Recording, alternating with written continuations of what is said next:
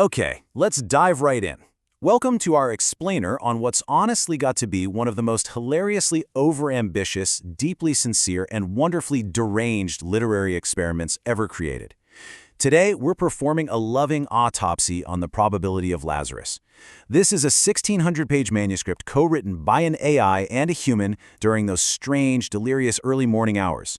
It's a masterpiece of extreme nerd energy, and we're going to break down exactly how it achieved such magnificent, chaotic glory.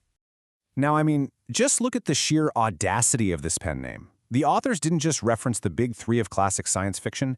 They essentially stapled their corpses together to create Asimov Clarke-Hein. It sets the absolute perfect, pretentious tone for a massive sci-fi epic. It's kind of like writing a pop song and signing it Beatles Presley Swift. You gotta respect the ego. The copyright lawyers, thankfully, cannot sue a vibe. To guide us through this beautiful mess, we have a foundational calculus briefing packet covering 6 areas. 1. A pretentious sci-fi setup. 2. The 1,000-year-old Luddite. 3. Goldilocks alien civilizations. 4. Broken math and bad metrics. 5. The million-year middle manager. And 6. A beautifully deranged masterpiece. All right, kicking things off with Section 1, a pretentious sci-fi setup. The sheer scale of this project is just staggering. At 1,600 pages, it essentially functions as a beautiful, unhinged tribute act to classic science fiction tropes. Think about it. You take Asimov's mathematical obsession, Clarke's mystical transcendence, and Heinlein's hypercompetence, throw them all in a blender at 2 a.m. and hit puree. What you get is a text bursting with immense cosmic stakes and a dizzying amount of world building. And this perfectly illustrates the naming problem that always comes with 2 a.m. world building. In a book so complex it actually required the authors to write their own glossary, the 3 major factions are named the compact, the continuum, and the continuity. So you have a hero organization, a transcended collective, and a villain faction, and they are all confusingly close near homophones of the exact same word. Good luck keeping those straight. Speaking of that glossary, the authors literally had to write an entry just to explain their own title concept. The choice is defined as transitioning from bounded to distributed consciousness. They even throw in the phrase unity without uniformity as a technical term, which, let's be real here, reads way less like a profound cosmic revelation and more like a motivational corporate LinkedIn post. Moving on to Section 2, the 1,000-year-old Luddite. Every epic needs a hero, right? Well, on paper, Cassius Marlowe's resume is wild. He's 1,217 years old, he's outlived entire planets, and survived multiple marriages. But in reality, he is the galaxy's most committed Luddite. He absolutely refuses mental upgrades just so he can stick with his unmodified meat brain.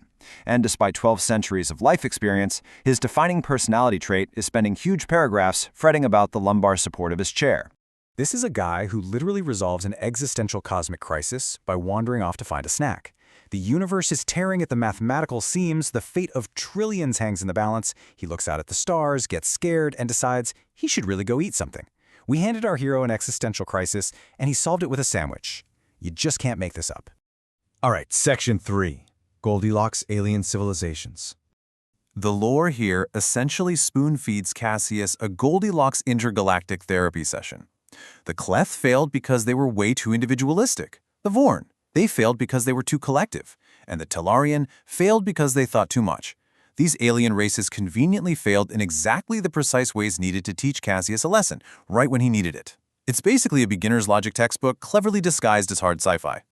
Oh, and then there's the transcendent teacher of this universe, a cosmic mind that has witnessed the birth and death of stars. But for some reason, it communicates exclusively in all caps, delivering cosmic wisdom that sounds exactly like a motivational airport poster with a picture of a sand dune. It's like the universe wrote a manifesto in a strongly worded email with caps lock permanently stuck on.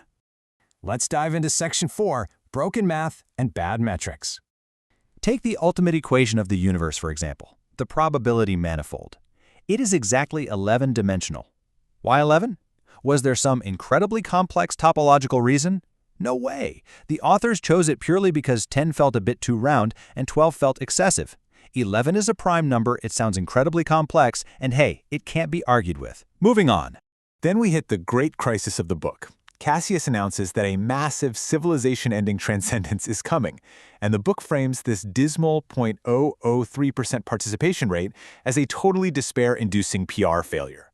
It's treated as the ultimate tragedy of human short-termism, an absolute total disaster for the mission. But wait, if you actually do the math here, the population is a staggering 40 trillion. So to put that into perspective, that tiny 0.003% sliver actually represents 1.2 billion people showing up. The single largest coordinated spiritual movement in the history of the universe, with over 1 billion active participants, is treated by our characters as a rounding error and a reason to be depressed. Which brings us to Section 5, the million-year middle manager. The whole title, The Probability of Lazarus, is about the chances of a civilization successfully transcending. Cassius manages to bump it from 44% up to 55%. Pretty good, right? But then, after 1 million years of accumulated cosmic wisdom by the galaxy's greatest minds, the success rate drops back down to 52%. The universe literally got worse at its one job over geological timescales. It is quite literally a story about a declining cosmic bureaucracy running at a net loss. And what about Cassius himself? Well, after 1 million years, the book knows he is still himself.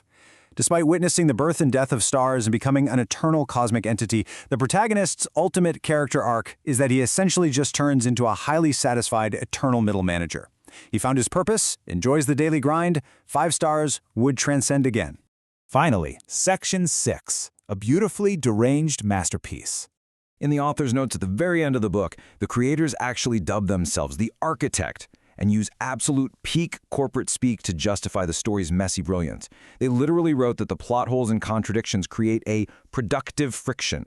They left the narrative doors wide open like a screen door in a hurricane, called it completely deliberate, and gave themselves a pat on the back.